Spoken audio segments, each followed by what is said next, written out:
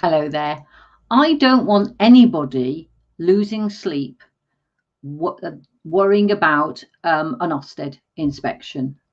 This obviously applies to anybody that's involved in delivering apprenticeships. So that's the subject of the post today.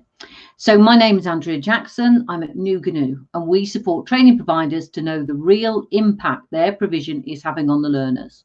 We do this by objectively asking the right questions and helping the provider to improve. And this ensures that the business is comfortable during any inspection and enables sustainable growth. So how do we ensure that we don't lose sleep when we know we've got an Ofsted inspection? Well, the thing is to know just how your learners are feeling. That's quite easy. Well, we say it's easy. However, so we think training providers, so everything in the garden is as rosy as it can be during the third lockdown of a coronavirus crisis. Okay, so let's put aside all of our problems about limited starts and we can't get the completion through and all of that, but we've got an Ofsted coming through. But actually we're pretty sure that we know what the learners are saying because we've got the reports. We've got the reports that they're making the progress that they can make during this trying time. And the ones that aren't making the progress, we absolutely have a rationale behind that. Okay. We know that all of our learners are challenged on the programme, that all of our learners are on the right programme and they are learning new skills that they're able to use in the workplace, and that none of our learners are on a qualification that's too difficult to achieve.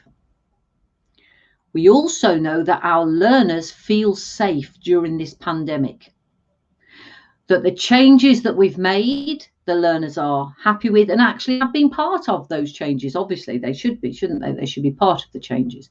The employer also knows exactly what's going on. That's the thing that we know. But the question is, how do we know it? Do we know those questions, the answers to the questions, just by looking at a set of reports? Well, at Nu-Gnu, we don't think you can, because what we do is we actually talk to the learners. Now we can talk to learners, employers and staff, but we're going to concentrate on the learners. And what we do is we take a sample of learners and we have a variety of questions that we can ask the learners that pull out all of that information that we've just spoken about now. So we don't just ask one question. We ask a question and then start probing into it, because what we do is we understand the EIF framework. We've been part of inspections, and actually we've seen an awful lot of the inspections. We've studied all the inspections and we can see the themes that are coming through. So we base our questions on the framework, and it's of the impact that the training is having on the learners. So it's from the learner's perspective only. We are totally objective. We do not have an agenda. So we ask the question. We ask the questions such as, is the learner part of the changes of the programme? Do they understand their curriculum? Is the curriculum in a logical sequence for the learner? Because as much as you involved in training understand the logic of the way that you're delivering it or the changes you're having to make, we find out whether the learner understands that. Because the learner, as we absolutely are aware, are at the heart of any training provision at all. Now, one thing that we don't prescribe is that a training organisation is Ofsted ready, because actually being Ofsted ready doesn't mean anything. What we want is that the training provider is always comfortable if and when Ofsted come in to examine the standard of their training. And the reason why they're comfortable is that they know they've spoken to the learners. If the learner has asked them to make a change, they've made that change. So that the learner is always at the heart of the training provision, really at the heart, because they're asked. They're not sent out surveys, they're asked. And from those questions that come back is we work with the training providers, look at the themes that are running through. Okay, this is affecting all of the trainers, the learners, etc. And then we look at how we can improve that, how we can sort of say, right, okay, you need to do this. And then after the inspection, the inquiry, we still work with the training provider to make sure it's been done, because the worst thing in the world for us is for us to get all of this fantastic information to say, do you know what, this isn't working, this is really working, that you really need to sort of advertise this is fantastic. We've got testimonies from learners that are saying this is great, but we've also spoken to learners that are saying that this is not great. So this is what you need to do. This is what you need to sort of like put whistles and bells on. These are the improvements. But if you don't do it, it's a bit of a waste of time. So we have an afters timetable of what the training provider should do in the first month and the second month after, and what we can help with. So that's sort of what we do.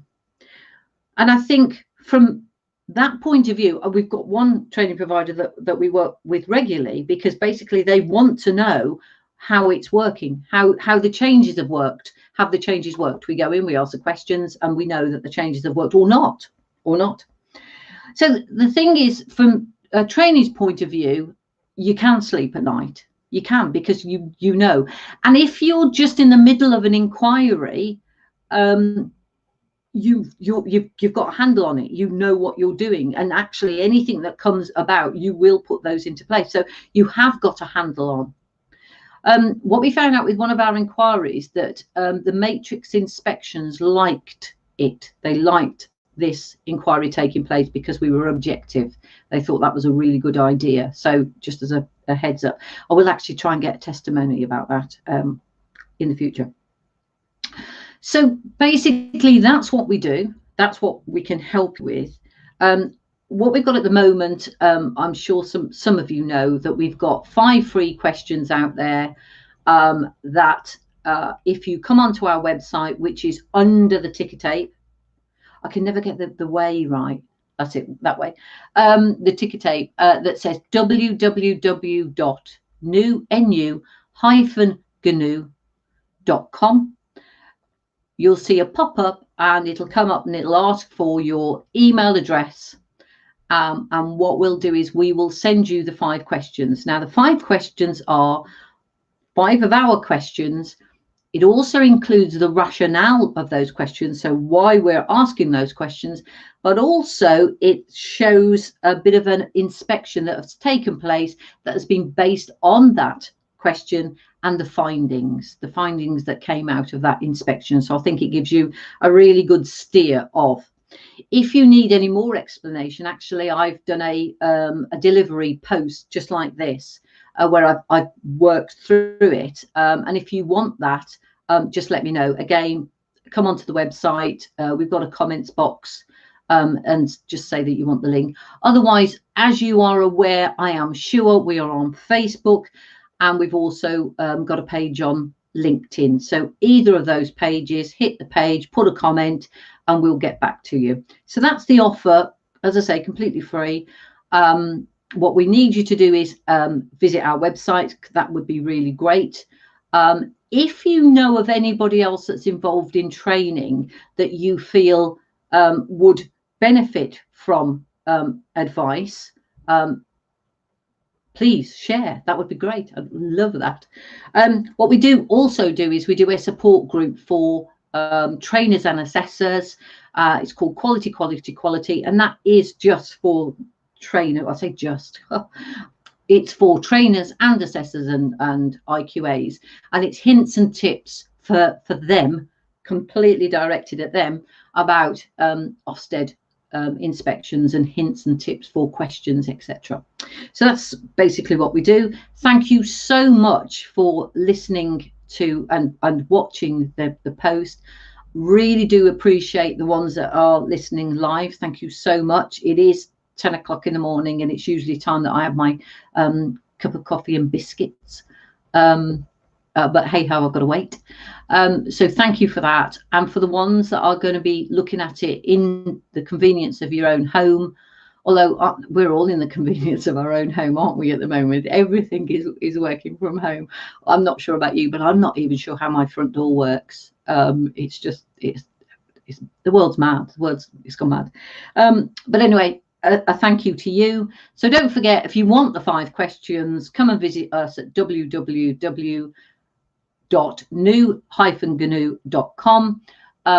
We're on Facebook, we're on LinkedIn. Come and have a look what we've done. We post every week, which I'm sure you know about, and we do reminders, etc., etc. If you do want to chat, my phone number is on the website. I'd give it to you, but actually I've literally no idea what it is. Isn't that awful? That's bad. But it's on the website. And actually, if you email me on Andrea at, and then it's nu-gnu.com, it's on the bottom of my signature thing. So hey ho.